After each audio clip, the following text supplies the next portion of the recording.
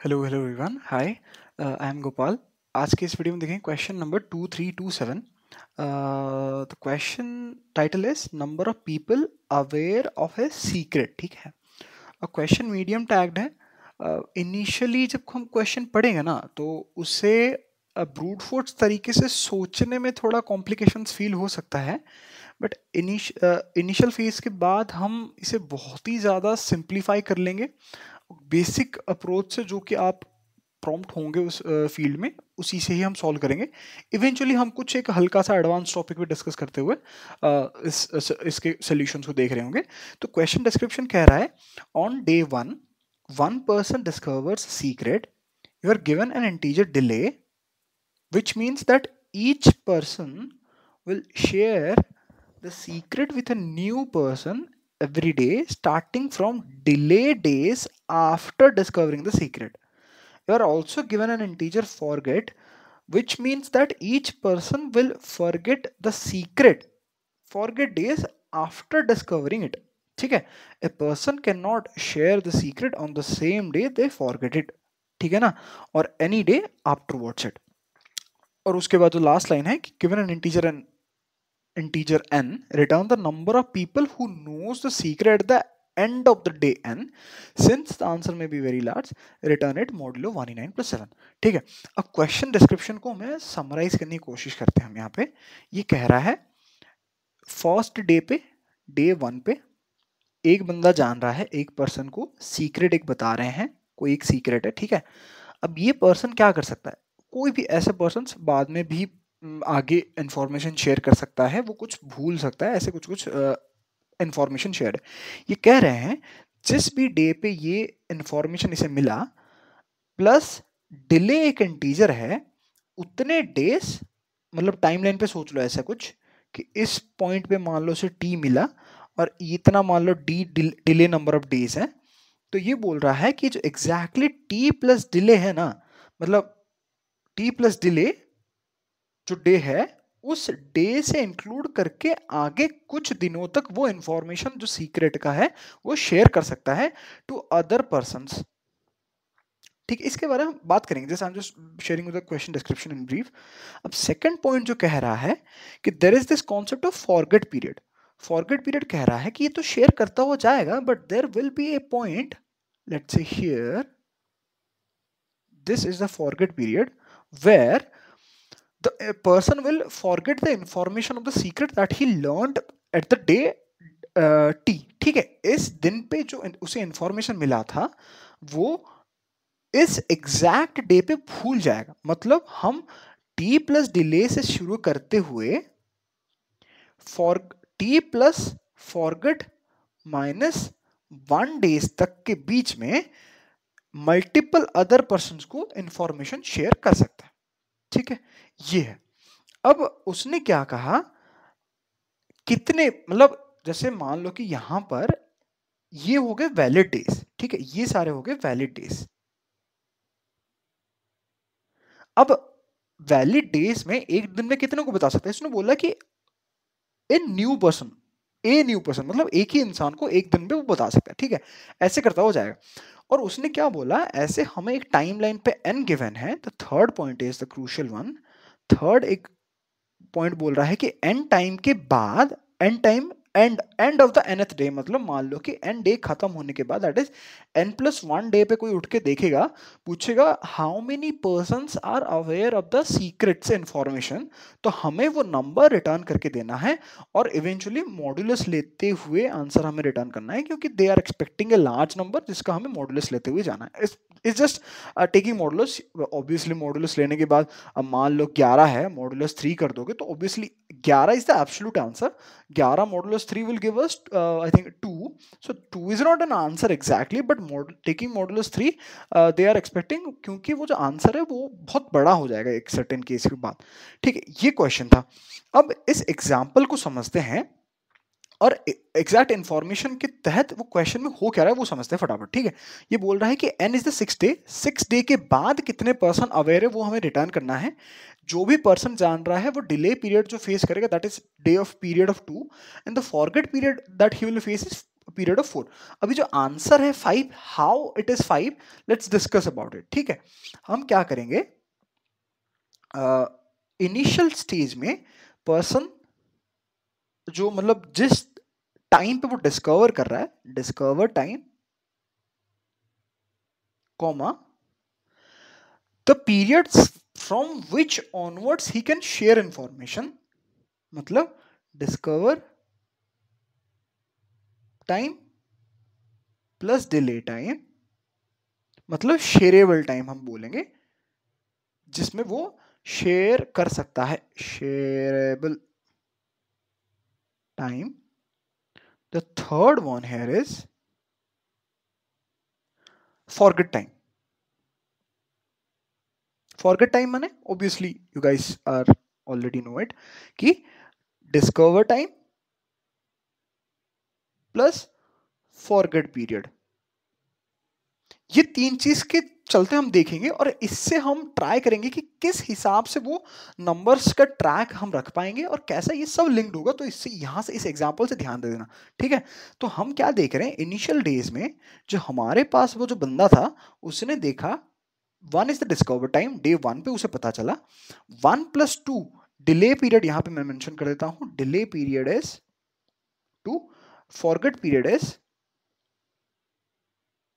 4। तो मैं 1 + 2 that is equal to 3 या फिर 3 डे से आगे मैं शेयर कर सकता हूं।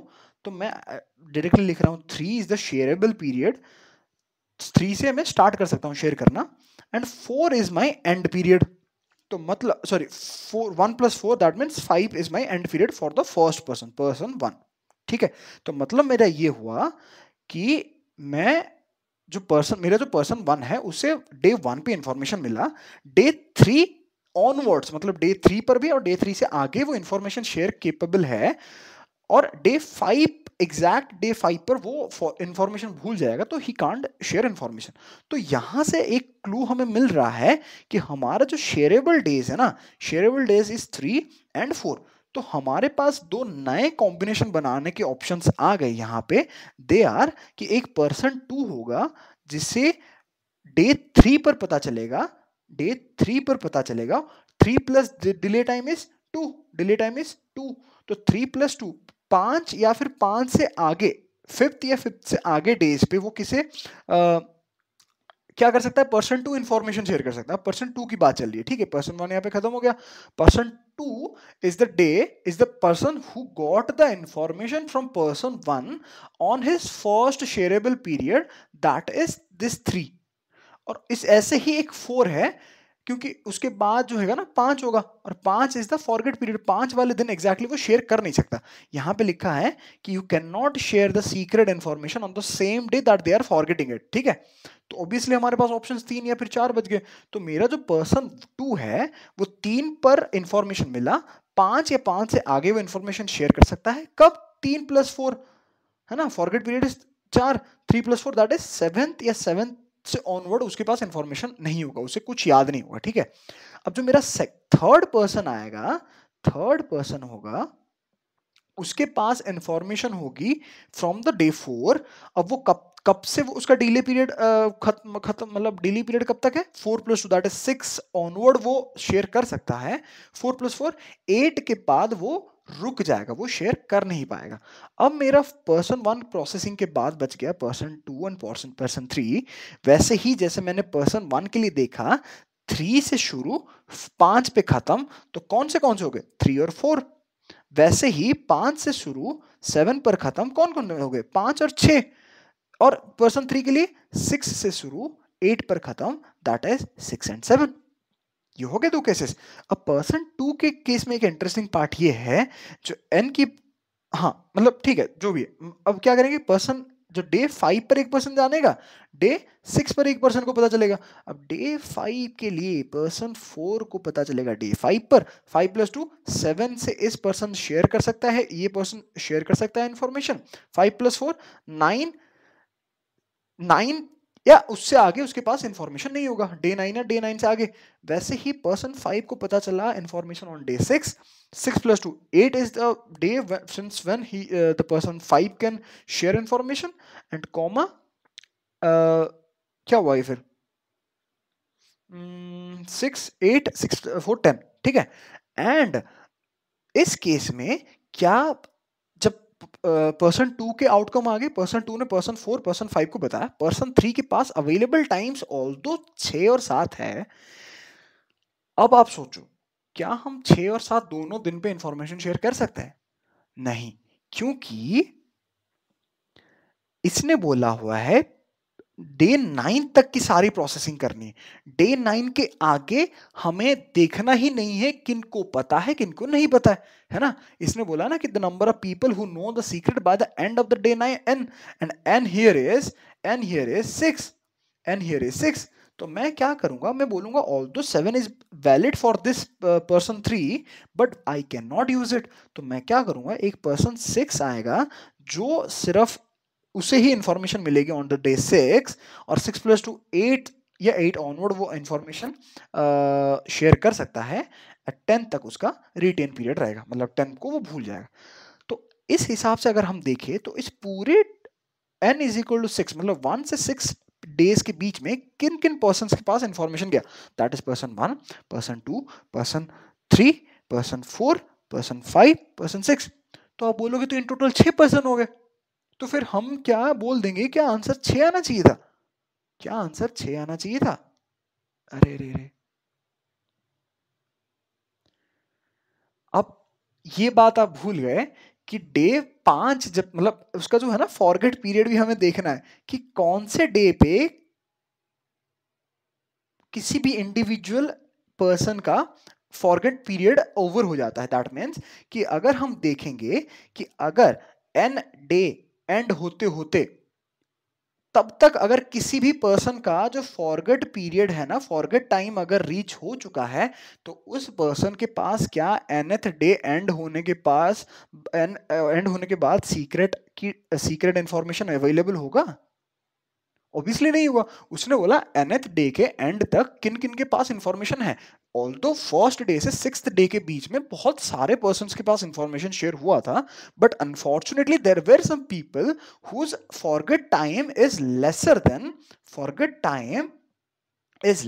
Then the maximum time, the minimum retention period. तो n को हम ऐसे देखना है कि n is the minimum retention period for the information, उसके बाद ही हम उसे ऐसे काउंट के वेरिएबल में स्टोर कराएंगे। तो अगर हम देखेंगे n की वैल्यू 6, अब 6 या 6 से मतलब 6 से कम वैल्यू वाले कौन से ऐसे रिटेंशन पीरियड वाले पर्सन है, इसका देखा हमने कि यार ये तो पर्सन 4 का जो retention period that is 9, it's good है ना, ये गुड है। पर्सन 5 का जो रिटेंशन पीरियड 10 है, ये भी सही है। पर्सन 6 का जो रिटेंशन पीरियड 10 है, ये भी सही है। पर्सन 3 का 8 है, ये भी 8 is also greater than 6, sorry 8 is greater than 6, मतलब nth डे पर खत्म भी नहीं होना चाहिए। nth डे से नीचे तक जिसका रिटेंशन पीरियड है वो हम नहीं ले सकते, ठीक है ना। अब वैसे ही ये हो गया P2 that is the 7th day, उसका रिटेंशन पीरियड ये 7th डे पे ये भूलेगा, ठीक है ना। But the person 1 has the forget period 5, तो ये डे 6 के तक इसका इंफॉर्मेशन, इसका जो दिमाग में भरा हुआ था इंफॉर्मेशन, वो गायब हो चुका होगा। ऑल्दो उसी से शुरू हुआ था सारा इंफॉर्मेशन शेयरिंग, ठीक है ना। ये सारी चीज होने के बाद अब हम इससे, अब ये बेस केस इसकी तरह हो गया। अब हम जाके देखेंगे कि करंट टाइम क्या है, इसका फॉरगेट टाइम क्या है। फॉरगेट टाइम अगर जल्दी आ गया मिनिमम रिटेंशन पीरियड से पहले, तो हम बता देंगे कि this person doesn't carry any information till the end of the day 9 at the day n, तो हम उसके लिए बस नो बता देंगे। अगर कोई ऐसा पर्सन है जिसका जिसका यही एक इंपॉर्टेंट पार्ट है जो कि हमारे पूरा सोल्यूशन करने के में हेल्प कर देगा, कि अगर उसका forget time is less than equal to n है, तो हम आंसर नहीं देंगे, है ना। यही तो बात है। अगर कोई ऐसा है जो ग्रेटर देन n तक वो सस्टेन करे जा रहा है, तो ऑब्वियसली उसका आंसर है ना। तो इससे अगर आपने थोड़ा सा through out this example computation अगर आपने थोड़ा ध्यान दिया होगा, तो हमने कुछ ना ऐसा कुछ बनाया 1 3 5 135 एंड 357, 357 के बाद 468, 579, 68, 10, 68, 10। तो ये क्या है, ये है क्या? इससे ये और ये निकले, इससे ये और ये निकला, इससे ये निकला। तो क्या ये काइंड ऑफ मल्टीपल पॉसिबल क्या बोलते हो उसे, मतलब ऐसा कुछ नहीं लग रहा कि रिकर्सिव ट्री की तरह नहीं दिख रहा आपको, है ना? कि एक परमिटेशन से, एक पर्सन से मल्टीपल पर्सन्स के इंफॉर्मेशन शेयर किस हिसाब से हो रहा है, अगर हमने उसी को स्ट्रक्चर्ड तरीके से लिख दिया तो हमारा तो आंसर आ गया। तो इस क्वेश्चन में सोचने लायक था क्या फिर? आई मीन आप क्यों, मतलब आप सोच सकते हो कि अरे यार इस टाइम पीरियड से शुरू हुआ, यहाँ तक इसका रिटेंशन मतलब क्या है, वो डिले पीरियड है, यहाँ वो खत्म हो जाता है, फिर इस यहाँ से एक पर्सन और, यहाँ से एक पर्सन और, यहाँ से एक पर्सन और बाहर निकलेगा, इसका एक और है, इसका अपना टाइमलाइन है, इसका अपना टाइमलाइन है। हर पर्सन से जब मल्टीपल टाइमलाइंस के कॉम्बिनेशन बनते हुए जा रहे हैं तो हमने देखा कि भाई ये जो जो स्ट्रक्चर है ना, रिकर्सिव ट्री टाइप का कुछ बन रहा है। वो क्या बोलते हैं यार उसे, रिकर्जन, रिकर्जन का जो ट्री होता है, कुछ कुछ बोलता है ना उसे, कि जो भी रिकर्जन ट्री में बोल रहा हूँ, ठीक है। तो ऐसे जो नोड्स है ना, इंडिविजुअल नोड्स के डेटा कंप्यूट करना है कि भाई तुम 135 का आंसर निकाल दोगे ना, 135 का आंसर है मेरा संपूर्ण क्वेश्चन का आंसर, इस केस का आंसर। तो बोलेगा 135 का तो निकाल दूंगा, तुम मुझे ना 357 और तुम मुझे 468 का बता दो, मैं 135 का बता दूंगा। तो बोलेगा अच्छा 357 के बताने के लिए ना मुझे तुम 579 और 6810 का बता दो, मैं तुम्हें 357 का बता दूंगा, फिर 357 का यूज करके 468 से जो आंसर आएगा तुम 135 का निकाल दोगे। तो बेसिकली हमें कुछ नहीं करना, हमें इनिशियल फंक्शन कॉल से जो first day, first person, delay period, उसका जो भी था, उन सबको ध्यान रखते हुए क्वेश्चन को सॉल्व कर देना। अब रिकर्सिव सोल्यूशन किस तरीके से कर रहे हैं उसका आप डिस्कस करेंगे, ठीक है। हम कहाँ गया, just let me add few pages.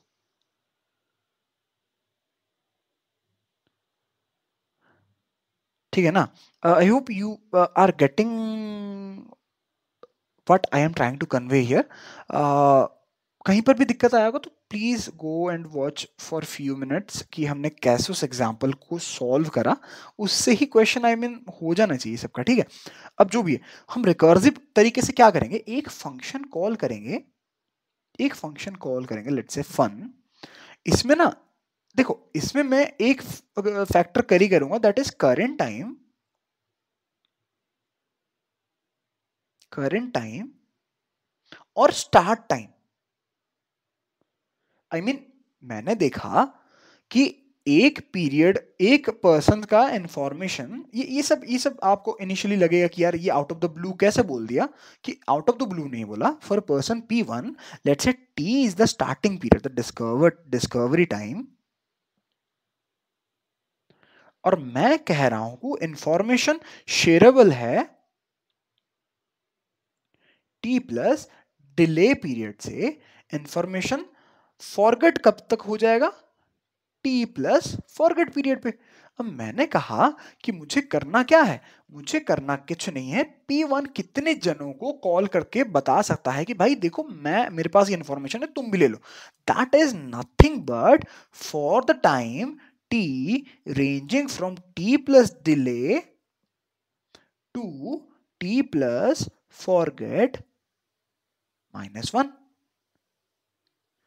क्या ये नहीं हुआ, पर्सन 1 ने देखा कि मेरे को टी टाइम पे डिस्कवरी मिला और टी डैश ऐसे टाइम्स में सिलेक्ट करूंगा जो कि रेंज किस रेंज में लाई कर रहा है, टी प्लस डिले से लेके this is the starting time and this is going to my end time. ये देखो माइनस करा हुआ मैंने, टी प्लस फॉरगेट डे पे ये भूल जाएगा, T plus forget day -1 day तक जितने भी इंडिविजुअल डेज है, मान लो ये 1, ये 2, ये 3 है, तो ऐसे हर डेज में मैं पर्सन 2, पर्सन 3, पर्सन 4 को बता सकता हूँ।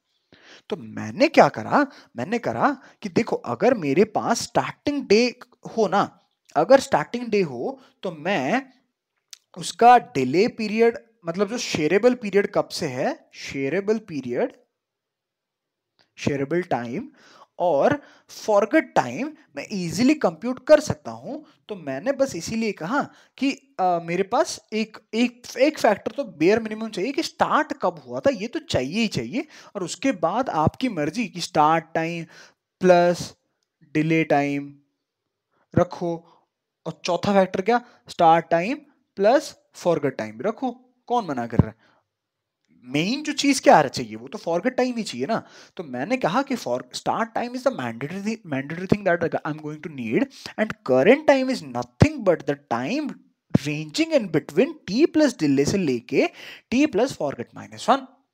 अब मैंने क्या करा कि इंडिविजुअली कॉल करके आप देख सकते हो, एक एक इंडिविजुअल पर्सन 1 के लिए आप फॉर लूप चला के देख सकते हो, बट कुछ केसेस में अब फॉर लूप के भी आइटरेशंस में n स्क्वायर कॉम्बिनेशन ना बन जाए, तो मैं ऐसे ट्रीट करूंगा किसी भी एक करंट टाइम के लिए मैं person call, new person call करूंगा या नहीं करूंगा।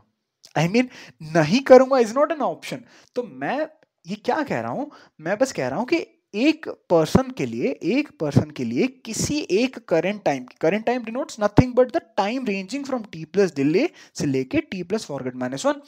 इस बीच में जितने भी नंबर ऑफ डेज हैं, मैं उन डेज पे खड़ा हूं जहां पर इनवैलिड आ जाएगा, that part will be handled separately. But जब तक है, तो मैं देख रहा हूं कि इस डे पे एक नया पर्सन कॉल हो जाएगा, तो पर मैं इस डे पे रह के आगे बढ़ने का मोटिवेशन को मैं इस सेंस में देखूंगा, काइंड ऑफ आपने अगर रिकर्सिव पिक नॉट पिक वाला केस देखा है ना, I mean obviously it doesn't make sense. मतलब वो डे जो है ना कि स्टार्ट प्लस डिले पे बता रहा है, स्टार्ट प्लस डिले प्लस 1 पे बता रहा है, स्टार्ट प्लस डिले प्लस 2 पे बता रहा है, ऐसे करते करते स्टार्ट प्लस फॉरगेट -1 तक सब में बता रहा है, नो डाउट। बट हम दो कॉल करेंगे इंडिविजुअल करंट टाइम से, एंड दैट करंट टाइम क्या क्या डिनोट करेगा पता है ना। मान लो वो current time no new person है, नो न्यू पर्सन मतलब ये खुद के लिए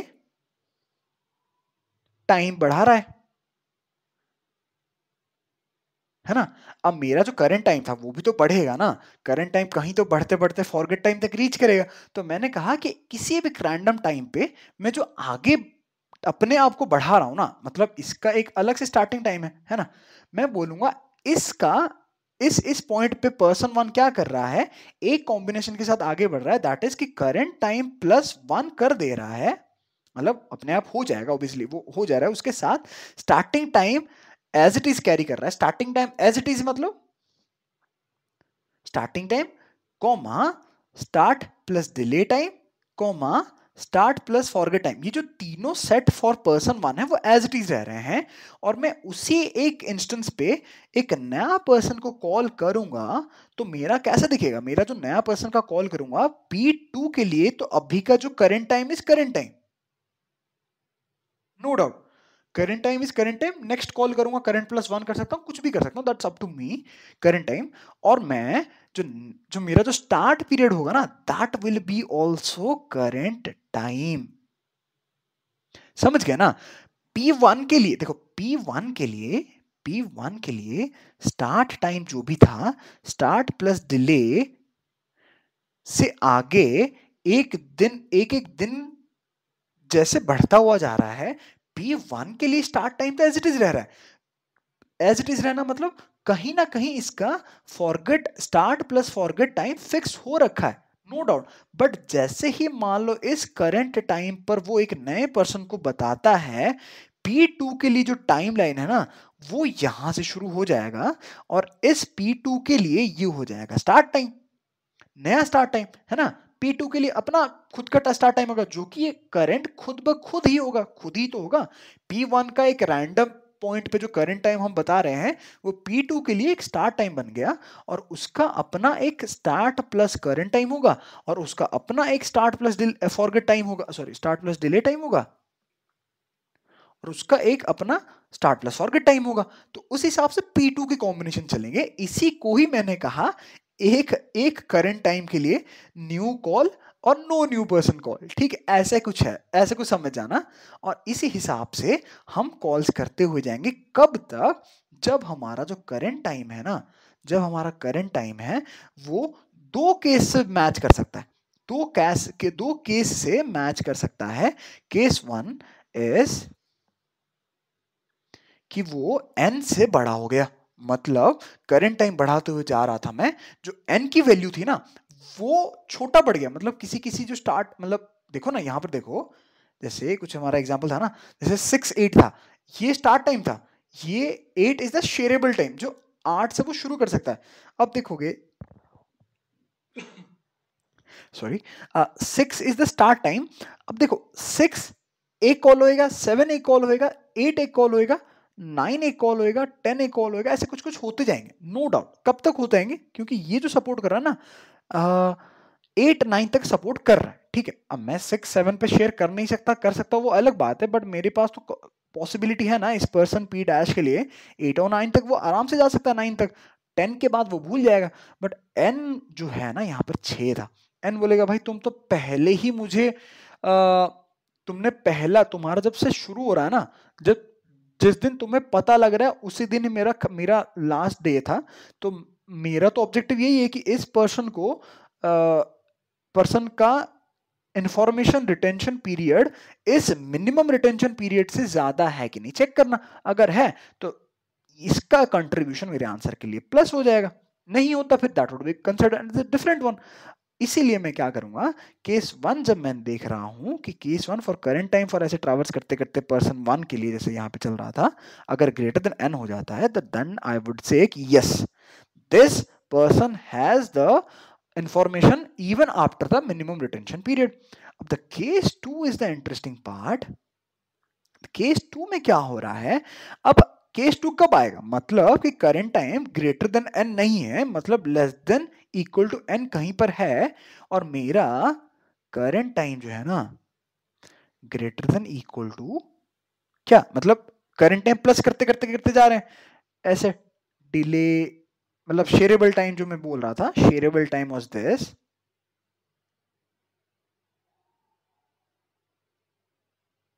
और यहां पर मेरा बाउंड्री था कि भाई भूल जाओगे, यहां पे मैं ऐसे बढ़ाते बढ़ाते बढ़ाते बढ़ाते कहीं पर यहां रीच करूंगा किसी एक टाइम पे, मैं बोलूंगा कि तुमने तो भाई यहां पर तुम्हारा एन है, that is the minimum retention, उससे पहले फॉरगेट पीरियड तुम रीच कर गए करंट टाइम से, तो तुम ये बता देना कि क्योंकि करंट टाइम फॉरगेट टाइम वाला केस आ गया है और ये नहीं आया अभी तक करंट टाइम लेस देन, आप डायरेक्टली बता सकते हो कि किसी भी पर्सन के लिए forget time is less than equal to N है, तो फिर that person wouldn't be counted as your answer.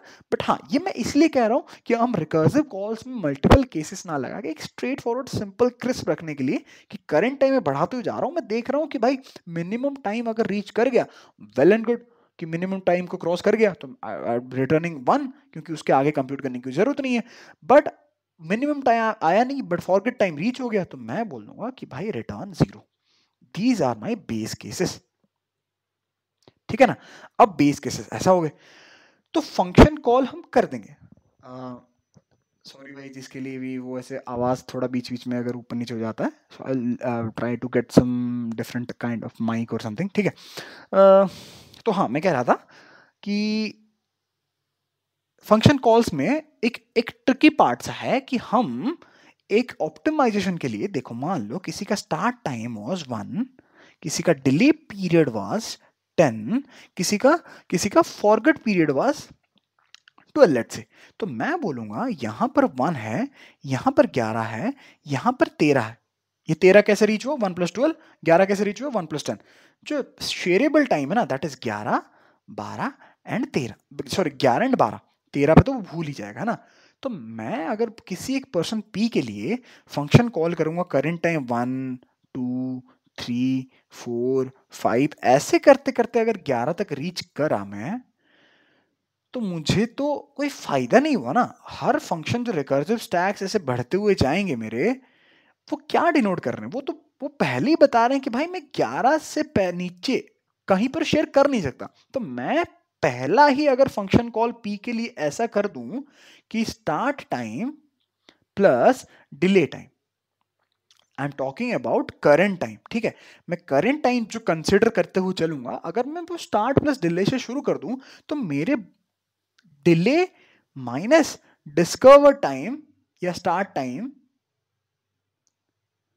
Number of operations के कॉल तो बच गए ना, नंबर ऑफ फंक्शन कॉल्स, जैसे 1 1 2 3 4 5 6 7 8 9 10 तक मेरे अनवांटेड कॉल्स है, जहां पर मुझे पता है कि वहां सिर्फ और सिर्फ मतलब आगे एक फंक्शन कॉल होएगा जो कि ये बोलेगा कि भाई मैं किसी न्यू पर्सन को तो कॉल नहीं कर सकता, तुम इसको कॉल करो, मतलब 2 को बढ़ा दो, फिर 2 बोलेगा 3 पे जाओ, 3 बोलेगा 4 पे, ऐसे करते करते 10 जब 11 पे रीच करेगा, there comes to combinations of new person and no person.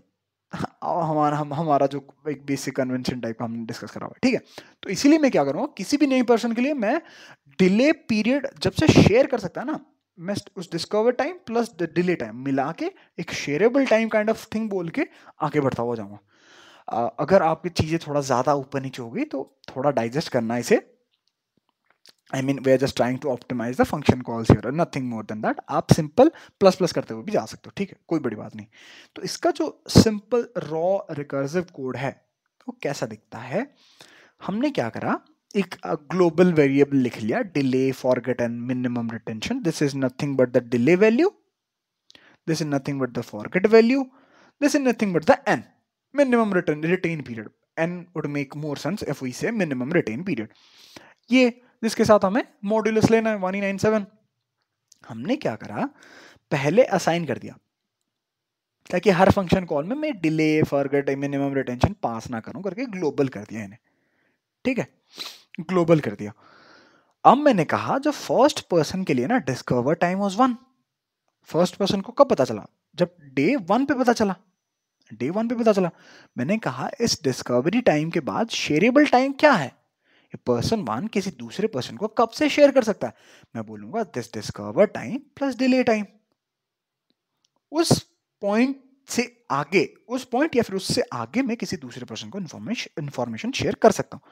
तो मैंने क्या कहा, फिर ठीक है फन फंक्शन को कॉल करो, मतलब मेरा बेसिकली ऐसा हो गया, 1 डिले वाज 2 फॉरगेट वाज 4, मतलब 135 इज द सोर्स, शुरुआत वाला पॉइंट। ये मल्टीपल कॉल्स करेगा, वो फर्दर कॉल्स करेंगे, जो भी आंसर आएगा 135 बोलेगा कि बॉस मैं शुरू करा था इस दिन से, मैंने इनको इंफॉर्मेशन शेयर किया, अब n डे के बाद इतने लोगों के पास इंफॉर्मेशन रिटेन रहा था, तो इस फंक्शन का जो आउटपुट होगा that would be our answer. तो मैंने क्या करा, शेयरेबल टाइम पास करा, डिस्कवर टाइम पास करा। Discover time is nothing but nothing but the time when the person P got to know about the information, and वो उसी से ही मैं डिले टाइम मतलब उसका शेयरेबल टाइम निकाल सकता हूं। शेयरेबल टाइम मतलब डिस्कवर प्लस डिले टाइम निकाल सकता हूं, इसी से ही मैं फॉरगेट टाइम भी निकाल सकता हूं, इसमें प्लस फॉरगेट करके। इसमें जो भी आ रहा है मॉड्यूलस एमडी करते हुए जाना, हर जगह कर दो, अगर मॉड्यूलर अरिथमेटिक पहली बार ही देख रहे हो मॉड्यूलस एमडी हर जगह करते हुए जाना, ठीक है, जो भी आंसर रिटर्न कर रहा हूं। अब मेरा जो फंक्शन है वो क्या कर रहा है, मैंने कहा कि आपने 1 से देखा था इंफॉर्मेशन, 3 से आप शुरू कर सकते हो, 5 पर आप जा सकते हो। मैंने कहा फर्स्ट डे ही मैं 3 से कॉल करूंगा, 3 और 1 कॉल आया होगा। अब 3 और 1 के लिए मैं 3 को बोल रहा हूँ 3 is my current time, current time जो कि वैलिड वाला है, ठीक है। हमने बात किया ऑप्टिमाइजेशन करने की कि हम 1 2 3 करते हुए ना आ रहे हैं, डायरेक्टली 1 + 2 3 वाले कॉल पे आ रहे हैं, क्योंकि we know discover time plus delay time से जितने भी पीछे हम देखेंगे वो सारे नॉन शेयरेबल टाइम्स होंगे। तो मैंने क्या करा, बेस केस जो भी है हमारा, मैंने कहा कि पॉसिबिलिटी 1 की तरह अगर आप सोचो ना, obviously he will be telling to a new person on individual days, but अगर आप pick not pick possibility 1 possibility 2 के हिसाब से देखो, तो टेलिंग के केस ये डिनोट करता है कि हम उस डे पे, उस current time is the day, हमने किसी नए बंदे को बोला, इंफॉर्मेशन शेयर किया, तो उसके लिए जो स्टार्टिंग टाइम हो गया ना, that is current time itself. हमने जो second parameter is the discover time या फिर स्टार्टिंग टाइम, डिस्कवर टाइम या फिर स्टार्टिंग टाइम ही हो गया हमारा क्या पहला, मतलब discover time for the person 1 for the telling cases, ठीक है। अब पर्सन सॉरी 2 के लिए, पर्सन 2 के लिए जो वैलिड या फिर शेयरेबल टाइम होगा ना, current time is starting time plus delay. Delay तो ग्लोबल है ना, डिले तो हर किसी के लिए डिले पीरियड है। मैंने कहा कि इस पर्सन के लिए current time is start time है plus delay time is the, उतना टाइम तक वो कुछ किसी को शेयर नहीं कर सकता, उतना ऐड कर दो इस टाइम या फिर इससे आगे वो किसी को शेयर कर सकता है, तो फिर सिमिलर फंक्शन कॉल चलते रहेंगे। अब the possibility 2 is not telling, मतलब मैंने करंट टाइम पे किसी को बोला पर करंट टाइम प्लस प्लस भी तो होगा। करंट टाइम प्लस प्लस किसके लिए हो रहा है? P1 के लिए हो रहा है। P1 के लिए प्लस प्लस होना मतलब जो डिस्कवरी टाइम इस फंक्शन कॉल में है, जो डिस्कवरी टाइम इस फंक्शन कॉल में है उसी को ही मैं कैरी फॉरवर्ड कर दूंगा। मैं बोलूंगा कि बस अपन ने आज बता दिया, जैसे 1 3 5 के केस में 3 और 5 4 एक केस था, एक बार 3 के लिए कॉल होने के बाद वो 4 के लिए भी तो जाएगा इस पर्सन के लिए, तो मैंने उसे +1 कर दिया, करंट टाइम को +1 कर दिया, डिस्कवरी टाइम भेज दिया। इन दोनों केसेस में जो भी आउटपुट आया होगा उन दोनों का साथ में मैंने मॉडुलस यहाँ लिख दिया, मॉडुलस ले लिया ताकि मैं बार बार मॉडुलस अलग केसेस में ना करूँ। रिजल्ट में मैंने कुछ नहीं किया, बस telling plus not telling case का मॉडुलस ले लिया और आंसर रिटर्न कर दिया। ये हर इंडिविजुअल पर्सन के लिए ऐसे चलता रहेगा, पर्सन 1 का, पर्सन 2 का, पर्सन 3 का, किसी भी रैंडम नया पर्सन आ रहा है उसका स्टार्टिंग टाइम या discovery time for the information plus delay time से वो शुरू कर देगा। अच्छा, बेस केस बहुत ही सिंपल बेस केस है। हम देखेंगे पहले कि क्या हमारे पास जो करंट टाइम रीच हो गया किसी भी एक पर्सन जिसका start time is this discover time, जिसका start time is this discover time, तो मैं बोलूंगा अगर ये क्रॉस कर चुका है मिनिमम रिटेंशन पीरियड, मतलब yes this particular person whose start time was this but discover time has retained the information for the minimum retention period and I will return 1. But if this is not the case, for this particular person only, forget time is nothing but the discover time plus forget time. मैं बोलूंगा ये person जो है ना, अगर उसका current time ऐसा आ गया कि मतलब ये नहीं आया, ये नहीं आया, ये केस नहीं हुआ, बट इस केस में अगर वो फंस गया, मतलब मैं बोलूंगा कि मिनिमम रिटेंशन से पहले ही वो भूल जा रहा है इंफॉर्मेशन। तो डजंट मैटर कि उसने कितने जनों को इंफॉर्मेशन शेयर किया, उसने बट उसने क्या करा, मिनिमम रिटेंशन पीरियड तक इंफॉर्मेशन नहीं रखा, इसलिए आई विल रिटर्न 0। और उसके बाद बस यही चलता रहेगा चलता रहेगा। और इसका जो टाइम कॉम्प्लेक्सिटी होगा ना, वो हर केस में क्या था इसका भाई कंस्ट्रेंट, 1000 कुछ था ना, हाँ देखो 1000 ही सब कुछ है। और हर मतलब यहां लिख देते हैं, टाइम की जो बात है, हर 1000 कॉल्स के लिए हमारे पास, मान के चलो ऐसा कोई पर्सन है जिसके पास 1000 गैप आ रहा है, मतलब डिले पीरियड 1 था और फॉरगेट पीरियड 1000 है, तो इन टोटल ओवरऑली 1000 उसके पास बाउंड्री बन गया। और हर 1000 के लिए 2 कॉम्बिनेशन बनेंगे कि एक नया पर्सन बन रहा है, वो खुद आगे बढ़ रहा है, समझ रहे हो ना। तो हर फंक्शन कॉल पे वो 2 स्टेप की तरह वो आएगा और 2 की पावर 1000 तक चला जाएगा, and this will giving you nothing but the TLE error, ठीक है।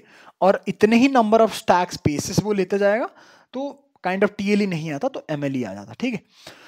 So this was the overall idea recursion का। अब इसे हम थोड़ा ऑप्टिमाइज कैसे कर सकते हैं, अगर आप थोड़ा उस एग्जांपल को देखोगे तो 135 कॉल हुआ था, फटाफट से मैं बता रहा हूं क्या क्या कॉल हुए थे। 3 3 5 3 4 7 ऐसा ही था ना, 4 6 8, इसके लिए क्या था 5 7 9 6 8 10 6 8 10।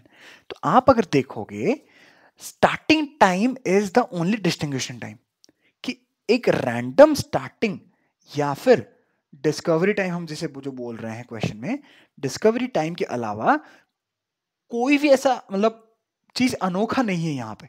मतलब मैंने अगर मान लो इस पर्सन के लिए कंप्यूट करा था किसी के इंस्टेंस पे, मैं दोबारा से इस पर्सन के लिए कंप्यूट क्यों करूं, जबकि मैं उसके आंसर को कहीं पर स्टोर करके वापस रिटेन कर सकता हूं। तो फिर यहां से आ जाती है कॉन्सेप्ट ऑफ मेमोराइजेशन, या फिर हम जिसे DP डायनामिक प्रोग्रामिंग बोलते हैं। बट हम इसमें टेब्यूलर मेथड नाम करके बॉटम अप्रोच ये मेमोराइजेशन ही करते रहेंगे, करने जाएंगे, ठीक है। अब मेमोराइज करते टाइम हमें ध्यान देना होता है वेरिंग स्टेट्स। वेरिंग स्टेट्स माने एक एक मतलब वेरिंग स्टेट ओनली शोज की एक इंस्टेंस पे किन किन फैक्टर के बेसिस पे ये करंट फंक्शन कॉल किन किन फैक्टर पे डिपेंड कर रहा है। मैं बोलूंगा कि क्या ये जो इतने सारे फंक्शन कॉल में ये 3 नंबर दिख रहे हैं, बट क्या सच में 3 वेरिंग फैक्टर है? आंसर इज नो, क्योंकि 1 जो 3 है ना, नथिंग बट 1 प्लस डिले, मतलब ये जो 3 फैक्टर है नथिंग बट स्टार्ट टाइम, एक इंडिविजुअल फंक्शन कॉल की बात कर रहा हूं मैं, start time comma start plus delay time, start plus forget time. तो जो the different thing here only is start time क्या है, उस स्टार्ट टाइम देख लो, फिर स्टार्ट टाइम से ना आप बोलोगे कि बॉस आप स्टार्ट टाइम से ना स्टार्ट प्लस डिले से जो आप बढ़ाते हुए जा रहे हो उन सब का मतलब करंट टाइम भी तो एक फैक्टर है। नहीं, करंट टाइम अपने आप में एक क्या बोलते हैं उसे, करंट टाइम अपने आप में एक नया ब्रांच बनाता है जिसके आंसर को हम इसी में ही मिला के भेज रहे हैं। समझ रहे हो ना, एक इंडिविजुअल स्टार्ट फंक्शन कॉल हुआ था पर्सन 1 के लिए, उसका आंसर 1 या 0 होगा, एट द एंड पता चल रहा है उसके जो सब कॉल्स है ना, वो उसे अगर हम पकड़ लें, हर सब ट्रीज के अगर नोड को पकड़ लें, तो हमें ब्रांचेस के बारे में सोचने की जरूरत नहीं पड़ेगी, और हर इंडिविजुअल नोड जो डिपेंड कर रहा है that is nothing but the start time. तो मैंने कहा कि एक ऐसा डेटा सेट लेते हैं जिसमें स्टार्ट टाइम के करिस्पॉन्डिंग अगर वो प्रोसेस हो चुका है, कि मान लो किसी के इंस्टेंस में 6 8 10 प्रोसेस हो गया with 6 is the starting time, तो I should just use it for the next time. तो मैंने इसी को ही मेमोइज कैसे करा हुआ है, एक एक्स्ट्रा, सब कुछ सेम है, बस एक एक्स्ट्रा डीपी टेबल मैंने यूज किया हुआ है, that is 1 dimensional DP. Okay, एक डिपेंडेंसी एक वेरिंग स्टेट है, 1 डायमेंशनल डीपी। तो मैंने कुछ नहीं करा, इसे इनिशियलाइज कर दिया, जो भी मिनिमम रिटेंशन पीरियड है +1 कर दिया, क्योंकि उससे आगे ना हमें प्रोसेस करना ना उससे आगे हमें कुछ कंसर्न है। मिनिमम रिटेंशन पीरियड +1 कर दिया, क्योंकि n इंडेक्सिंग मतलब 1 इंडेक्सिंग में जरूरत पड़ जाएगा ना, n value exact n value भी जरूरत पड़ जाएगी, इसलिए +1 करा और इनिशियलाइज कर दिया -1। -1 सिग्निफाइज कि कोई भी ऐसा स्टेट जो अनएक्सप्लोर्ड है, -1 सिग्निफाइज अनएक्सप्लोर्ड स्टेट। अब मैंने क्या कहा कि आप जो भी फंक्शन कॉल कर रहे हो, इस डिस्कवरी टाइम को देखो, इस डिस्कवरी टाइम से आप देखो कि क्या डीपी ऑफ डिस्कवरी टाइम पे -1 के अलावा कोई वैल्यू है। -1 के अलावा कोई वैल्यू है तो we have already explored this possibility. तो हम क्या करेंगे, इसको as it is modulus MD करके भेज देंगे। अगर नहीं करा तो हम टेलिंग नॉट टेलिंग जो भी हमारा जो एक पिक नॉट पिक के साथ रिलेट करके हमने कंप्यूट करा था, उसका जो आंसर आया होगा that is nothing but this result, telling plus not telling. इसको हम डीपी ऑफ डिस्कवरी टाइम मतलब डीपी ऑफ जैसे 6 8 10 कॉल के लिए डीपी ऑफ 6 में हम इसका आंसर स्टोर कर देंगे, जो कि हम नेक्स्ट डीपी जो 6 8 10 वाला कॉल आया होगा ना यहाँ पे, इस कॉल में यूज कर देंगे। समझ रहे हो ना, यही था। तो ये क्या कर रहा है फिर इंडिविजुअली, ये जो हमने मेमोराइज करा था ना, देखो रिकर्सिव टाइम कॉम्प्लेक्सिटी जो था, रिकर्सिव टाइम कॉम्प्लेक्सिटी वाज 2 की पावर 1000, ठीक है। अब मेमोराइज जो कर दिया ना, तो मेमोराइजेशन आपको ऐसा सेंस देगा कि मिनिमम रिटेंशन +1, मान लो कि n टाइम है, n एट मैक्स 1000 हो सकता है, तो 1000 जो पॉसिबिलिटी थे, 1000 पर्सन 1000 पीरियड जो भी आपको समझना है, वो सिर्फ एट ए वंस ही कॉल हो रहा है। अगर एक बार डीपी ऑफ 6 आ गया है तो हम कभी डीपी ऑफ 6 के लिए अगेन ये फंक्शन कॉल जा नहीं रहा। तो जो सारा function call is now limited to 1000 only, that is order of n। समझ गए हो ना। तो हमारा जो 2n पॉसिबिलिटीज था कि मल्टीपल कॉम्बिनेशन बन रहे थे, हर स्टेप में 2 पॉसिबिलिटी, हर स्टेप में 2 पॉसिबिलिटी, ऐसे 1000 स्टेप्स थे, तो 2 की पावर 1000 कॉम्बिनेशन बन गया था। बट उसी को हमने रिड्यूस कर दिया कि बॉस अगर हम हर स्टेट को एक ही बार ट्रैवर्स कर रहे हैं तो that is nothing but order of n time complexity. और स्पेस की बात करें तो हमने order of space for the n table लिया, दिस इज, और कहीं कर कुछ लिया गया और कोई कुछ नहीं लिया, ठीक है। Order of n is recursive stack space, मतलब कितने रिकर्सिव फंक्शन कॉल्स हुए हैं, that is nothing but order of 1000, 1 से 1000 तक जाएगा तो 1000 फंक्शन कॉल्स गए, that is recursive stack space. And this is not the second n is the DP table space. तो इन टोटल हमने order of n time, order of n space में solution निकाल दिया वाया मेमोराइजेशन। सो अगर थोड़ा ज्यादा हो गया, कहीं पर भी कुछ मिस कर दिया मैंने, please let me know in the comment section. कोई भी सजेशन हो, कोई भी अप्रोच के वाइज हो, कोई भी इंप्रूवमेंट वाइज हो, प्लीज लेट मी नो। अगर कुछ डाउट आया also please let me know, just drop A comment. अगर पसंद आया तो हाँ, मतलब एक अच्छा कमेंट कर दो कि हाँ अच्छा लगा, कि कुछ मतलब ठीक है अच्छा लगता है। कोई भी ऐसे बोल देता ना कि बढ़िया लगता है देखने में। बाकी थोड़ा ऊपर नीचे हुआ होगा तो थोड़ा समझा करो, थोड़ा आराम से बैठ के क्वेश्चन देखो, नहीं समझ में आया तो फिर से देखो, फिर से प्रैक्टिस करो, बैठ के सोचो उस क्वेश्चन को कितना टाइम लगेगा। मेरे को, मैं ऑफिस में था, पूरा टाइम दिमाग में यही चल रहा था, तो नहीं हो रहा कोई बड़ी बात नहीं, टाइम दो, इवेंचुअली हो जाएगा। नहीं हुआ, सोल्यूशन समझो, नेक्स्ट टाइम के लिए क्या समझ सकते हो कि मेमोराइजेशन कैसे कर रहे हैं, रिकर्सिव कॉल्स कैसे जा रहे हैं, हम कैसे लिंक कर रहे हैं मल्टीपल क्वेश्चंस को, ये सारे की पॉइंट्स नोट करके रखना।